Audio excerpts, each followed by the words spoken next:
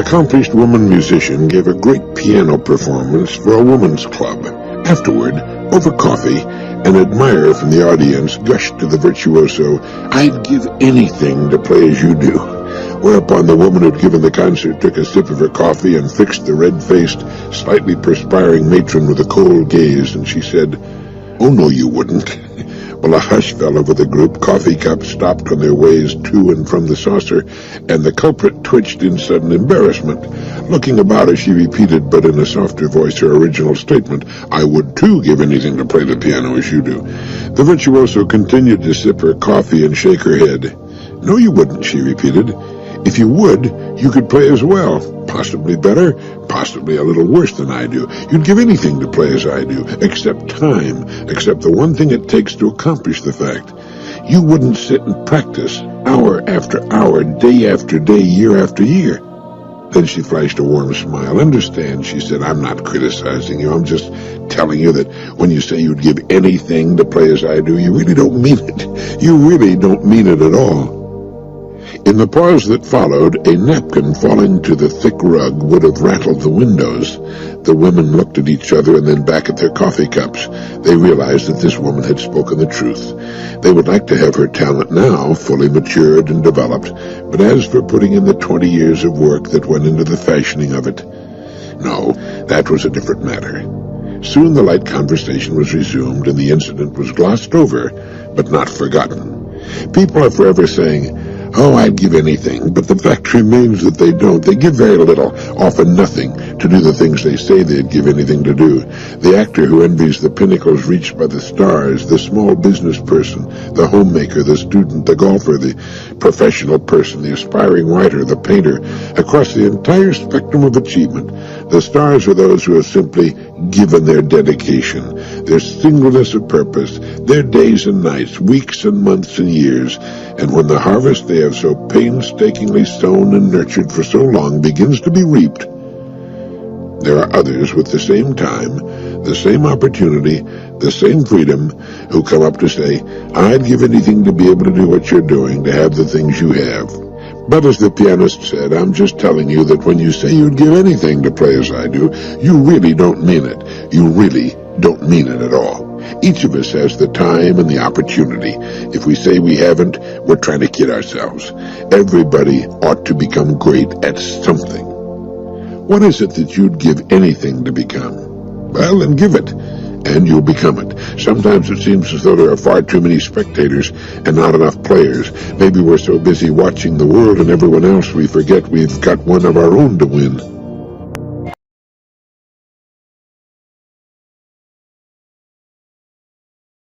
Hello, this is Earl Nightingale. The exciting, the phenomenal era in which we live has been called the Golden Age. It's an apt description. During our lives, more changes have occurred, more progress has been made than during any previous millennium in the development of man. It would be almost impossible to select the most important discovery in recent years. What would you choose? The jet engine, atomic energy, the new metals, synthetic fibers, rockets, satellites, transistors, the laser, television, plastics, antibiotics, computers, men on the moon, self-image psychology, mass communications. Well, the list goes on and on endlessly. And if reflection on the recent past is amazing, what about the near future? No one can say for sure what changes will come during the next 5 or 10 years, but they will come, and they'll be amazing, even fantastic. The head of one of the largest corporations, serving a term as professor at Columbia University, recently said that the two most important areas of development in the future will be the collection of data for business and marketing and the study of the motivation of people. And that's what this program is all about. Studies conducted by major universities and business organizations indicate that less than 10% of job failures are due to inability to master the technical aspects of the job. Now, this means that more than 90% of such failures are due to lack of understanding of life, of people, and oneself, and to lack of motivation to acquire and to apply this understanding, to narrow the gap that exists between habitual performance and potential performance. Researchers tell us that the next 10 years are going to offer business and the individual the greatest rewards in history. We can count on seeing the bulk of spending in this country being for things, products, and services over and above the necessities, which are food, clothing, shelter, transportation, and medical care. This will be the first time this has happened in the entire history of the human race. Now, what does all this rapid change mean to you and me? Doesn't it mean that our futures are virtually unlimited if we'll see ourselves in relation to the present and the future? Of course it does. Change has become our way of life. We can either keep up, move ahead, or fall behind. We can't stand still even if we wanted to. Now, while automation and new methods are making many jobs obsolete, the world will always demand effective leaders, men and women who can contact, inform, persuade, and deal effectively with people. The man or woman who can do this will never become obsolete. Unfortunately, though, many people in all fields have a tendency to forget that the future belongs to those who prepare for it, that we can't win in the space age with obsolete ideas. The president of one of our corporate clients recently mentioned that while we're all aware of the tragic school dropouts, we often forget that grown-ups drop out too. It's unfortunate but true that for many there comes a time when for one reason or another, or perhaps for no reason at all, they drop out. They stop learning. They stop growing. And it's at this precise point that they compromise with the world as to what they will become as human beings during their chance at life. This is their apogee, the highest point of their lives. From here on, obsolescence sets in as they quit acquiring new knowledge. Now, we expect our companies to grow, our country to continue to lead the world and prosper, but all too often we make the unspoken assumption that we know enough, that we're good enough to meet the challenges and changes of the future without changing ourselves. Before we can claim knowledge for our own, we must meet two requirements.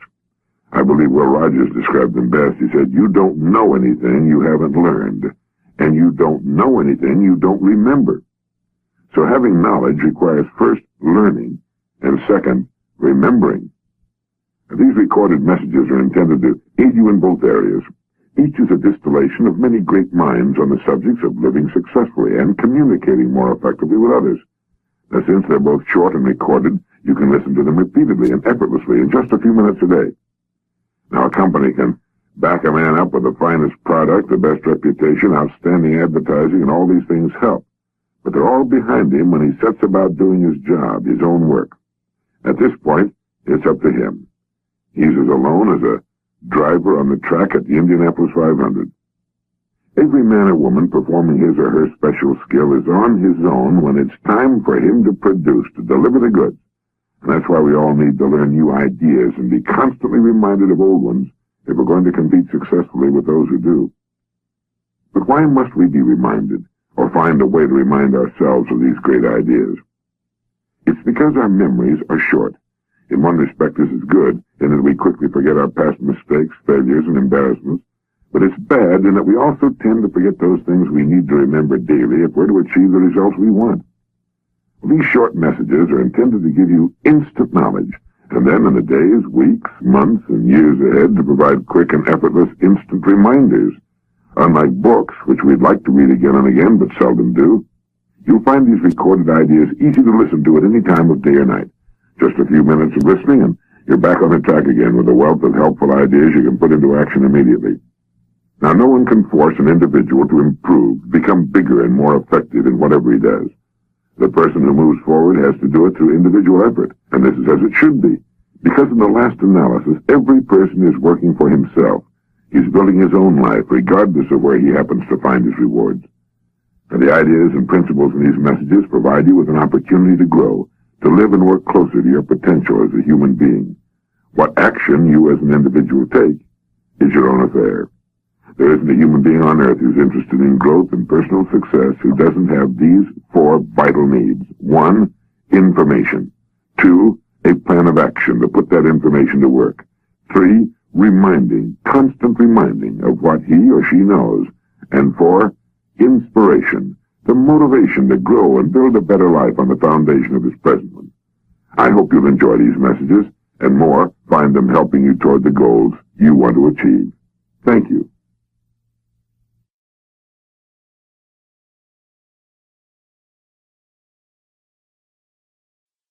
The old fable about the devil's sale.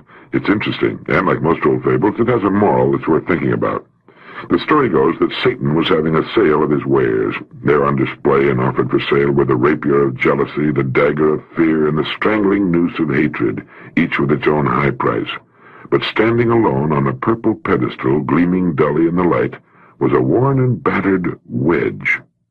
This was the devil's most prized possession, for with it alone he could stay in business, and this was not for sale. It was the wedge of discouragement. Why do you suppose the devil, valued so highly, actually would not sell the worn and battered wedge of discouragement? Makes you stop and think, doesn't it? I think he prized discouragement because of its enfeebling, demoralizing effect. Hatred, fear, or jealousy may lead an immature person to act unwisely, to fight or run or grab, but at least he acts. Discouragement, on the other hand, hurts him more than any of these. It causes him to sit down, pity himself, and do nothing. Now, this doesn't have to happen, but unfortunately it all too frequently does. Not until we realize that discouragement is often a form of self-pity do we begin to take stock of ourselves and our predicament and decide to act, to do something that will take us out of an unpleasant situation. The answer to discouragement, to self-pity then, is intelligent action. Let me give you an example. Our good friend W. Clement Stone, one of this country's wealthiest and most successful business leaders, formed the habit in the early days of his career of saying, "That's good." Whenever anything happened, good or bad, most of the time, of course, it was something good, but even when he learned of a near calamity, a deadly serious situation that would have sent a lesser man scurrying for cover, he'd smile and say, "That's good." Then, as his associates shook their heads in resigned disbelief, he'd tear headlong into the problem and find what was good in it. And invariably, some element in the situation could be turned to advantage. Now, there are times when misfortunes come down on all of us in bunches like bananas. Yet if we understand that something good can usually be found in almost any situation, we'll go quietly and efficiently to work on the most important part of the problem, the one that can be turned to advantage. When that's taken care of, we can go on to the next part. That's the best thing we can do, and it's the mature way to get rid of discouragement before it gets rid of us. Everyone has days or even successions of days when nothing seems to go right. A large account is suddenly lost. Anticipated plans fall through. It seems as though the sun has gone out. This is the time to take the long-range, intelligent view. Since self-pity or inactivity cannot possibly help the situation, the only rational course to follow is to go after another large account, to make more presentation, to replace those lost sales, to be confident in the knowledge that over the long haul things will average out to our advantage. But even more important, losing an account, being disappointed, or failing to convince others on some point important to us often gives us just the pause we need to ask ourselves, why? Maybe we're doing something wrong.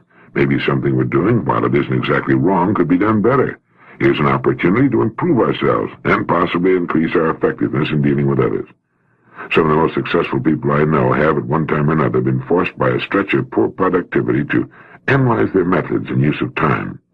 Now, a dry spell is no fun for anyone, but it's often the only situation extreme enough to get us to look at ourselves, find out what we're doing, why we're doing it, and whether this is the best possible way it can be done. As Emerson said, when a man is pushed, tormented, defeated, he has a chance to learn something. Here's something else to think about. Discouragement very often comes on the heels of crisis, and it's been said that crises are thoroughfares. We can go either way, up or down. We go up out of a crisis by doing something constructive. We go down by wallowing around in our problems and feeling sorry for ourselves. I believe you'll agree that discouragement, which comes to all of us sooner or later, is a test of nature. Those who refuse to yield to it in time pass through discouragement to the smooth and sunlit seas beyond, and what once seemed to be a storm of such ferocity that it blotted out the whole world is soon forgotten. And we recognize that, though we couldn't see it at the time, whatever it was that seemed so bad was actually for the best in the long run. Whenever you face discouragement, try to keep in mind three vitally important points. First, discouragement is often a form of self-pity, an expensive emotion we can get along very well without. And the most effective antidote for self-pity is intelligent action. Next, within any discouraging situation, there's almost always lurking an opportunity for growth, maturity, and future success. There's something good about it. And finally, discouragement should be kept in its proper perspective. What may at the moment seem like the end of the world won't seem so important in 10 days and won't be very important in 10 months. Take the long-range view, and you can't be defeated by momentary setbacks. The Chinese have a saying that if you live with a disaster for 3 years, it will turn into a blessing. The devil couldn't get along without his priceless wedge, but we can. By realizing that being human qualifies us for some occasional pressure by that wedge, but that we have within us the strength to pull away and use it to our advantage, we'll wind up being a great deal happier and far more successful. The next time you're tempted to feel discouraged about something, try taking the attitude of that business executive we talked about. Simply say, "That's good," and then start finding out what is good about it. This is Earl Nightingale, and thank you. Now I thought I'd tell you how to get rich. I had lunch the other day with a friend of mine who's worth in the neighborhood of $200 million, a fortune which he put together from scratch. If he isn't qualified to speak on the subject, how to get rich, I don't know many people who are. So for those who feel it would be fun to get rich, here's how you go about it. To begin with, understand that you don't have to drive sharp bargains, treat people unfairly, or hurt any human being in the process of getting rich, and understand that you won't get something for nothing. What you must do, in fact, is give to every person with whom you deal more than you take from him. Now, how is this possible? Well, naturally, you can't give every person more in cash market value than you take from him, but you can and must give him more in use value than the cash value of the thing involved. For example, when you buy a good audio cassette program, you receive more in-use value by listening to the program and making it a permanent part of your library to perhaps hear again and share with the members of your family than the money you parted with in buying it. This means you're happy about the transaction, and so is the publisher and the author of the program. In fact, the messages might give you a single idea that could significantly advance your career or greatly increase your net worth, or help you enjoy life more. But if it is simply a good, enjoyable program, it has more than repaid you for its purchase price. And it's the same with your car, your clothes, your home, and education. And with the computer and other high-tech equipment at your office, you get greater use value from these things than their purchase price, and yet the people who produce these things are quite content with the profits they receive for them. So everybody gets what he wants. Now, this is a pretty basic discussion of what makes the wheels turn, but that's what we frequently need, a return to, a reminder of the basics. Now, if you want to get rich, and the word rich means something different to everyone, you have only to produce or sell a product or service that will give people greater use value than the price you charge for it. Now, how rich you get will be determined by the number of people to whom you can sell this product or service. It's here that the hardest part of getting rich comes in. You have to think. You have to find a quiet place where you can go every day and be undisturbed, and there, with a pad of paper and a pen, jot down your ideas. Look for things in which you find an intense interest, things you most love to buy, and have yourself, or want yourself. Perhaps there's something for you here, something you can do better than it's now being done. Look for ideas that trigger an emotional response in you. People vote with their money, and they'll vote for you in a minute if you'll give them greater use value for their money than they're now getting. Thinking is the one thing everyone has to do on his own. Each of us has a gold mine between his ears, that goes without saying. But digging in it is the world's hardest work, yet it will richly repay those who go to the trouble to dig in it every day. We receive what we fully expect to receive, and usually a good deal more. We become what we think about. We become successful to the extent of our true desires and determination, and we do so by building on our strong point. At what are you best? What gives you the most, the deepest satisfaction? Whatever that is can be honed to marketable proportions in some way, and applied in service to others to earn you the rewards you seek and should have and will have. And that's your part of the bargain. No one's supposed to do that for you, or hold your hand, or rush to your aid every time you slip or fall back a little. That's the earning part that falls on each of us and prepares each of us for the future. Books are filled with ideas, and ideas spur us into action. And it was in a book that I finally found the secret of success I started looking for as that boy of 12. I was 29 when I found it, but I'd been on the trail for many years. Just as a gold miner will find indications that he's looking in the right places, everything I had read up to the moment of discovery had, in a way, prepared me for the truth of what I was about to see. And one day, poking about in what was then Croc and Brentano's bookstore on Michigan Avenue in Chicago, I picked up the book, Think and Grow Rich by Napoleon Hill. The title made sense to me. If one was to grow rich, certainly it would come about as a result of thinking. I bought the book, took it home. The following weekend, I came to The Secret, spelled out and needing no further description or definition. I read the words, "We become what we think about." I found much of the book archaic, but that didn't matter. The only thing that mattered was that small book was the one I'd started looking for 17 years before. That was the book that held the secret of success. We become what we think about. Just 6 words. Now, there are more than 600,000 words in the English language, but those were the 6 I wanted to see in that particular order, and it was at that moment that I had the answer I needed. It went like this: I can determine what I think about. Therefore, I can determine what I become and what I have. Everything fell into place then, of course. People who thought about becoming lawyers became lawyers. When I was a boy in Long Beach during the Great Depression, what did the people in our neighborhood think about? To begin with, they didn't think about very much. They thought about getting by on minimums as best they could. They thought about their government relief check. They thought about shopping at a nearby store, going to the movie at the Bijou occasionally, maybe getting an occasional odd job or even a steady job. And that was the end of it. Their lives had been mirrors of their thoughts. They had quit learning too soon. They were using the astonishing human brain and body for mundane, ordinary tasks, or for doing nothing with them at all. They were looking for ways to save money instead of earning money. We didn't ride, we walked, except for an occasional bus or streetcar ride, which I never failed to enjoy.